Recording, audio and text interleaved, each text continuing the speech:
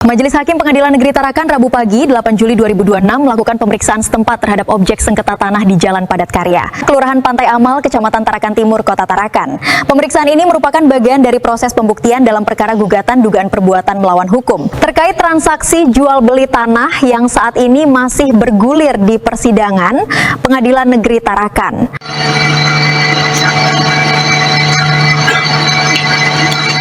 Majelis Hakim Pengadilan Negeri Tarakan bersama para pihak berperkara melakukan pemeriksaan setempat terhadap objek sengketa berupa sebidang tanah di RT 1, Jalan Padat Karya, Kelurahan Pantai Amal, Kecamatan Tarakan Timur, Kota Tarakan. Iya. Yang ngotak juga, Bu. Agenda pemeriksaan setempat atau desente tersebut dilakukan untuk mencocokkan kondisi fisik objek sengketa dengan dokumen dan alat bukti yang telah diajukan selama proses persidangan.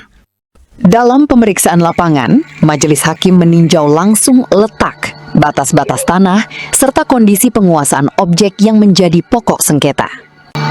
Penggugat Tijian Kuang menyampaikan harapannya agar majelis hakim dapat memberikan putusan yang adil berdasarkan seluruh fakta yang terungkap selama persidangan. Menurutnya, sengketa bermula dari transaksi jual beli tanah yang diduga melibatkan objek yang sama kepada lebih dari satu pihak. Ini mestinya permasalahan sederhana. Sederhananya dalam arti Pak Haji Hatta ini menjual tanah, menjual sebidang heceri sama tanah, dua bidang tanah itu kepada dua orang. Yang pertama kepada pihak Samson, yang kedua sama pihak saya. Ya kalau yang menurut perjanjiannya dengan Samson juga ya sama, 3 bidang tanah, 1 sertifikat, 2 bidang GS. Tapi Koko sendiri juga belinya seperti itu?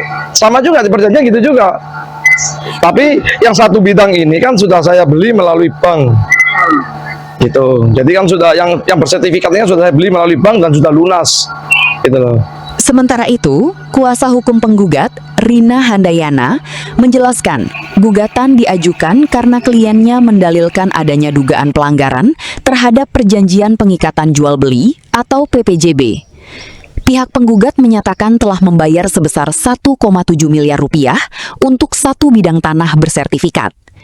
Namun, menurut penggugat, dokumen asli atas 2 bidang tanah lainnya yang belum bersertifikat tidak pernah diperlihatkan, sehingga menimbulkan keraguan terhadap legalitas objek tersebut.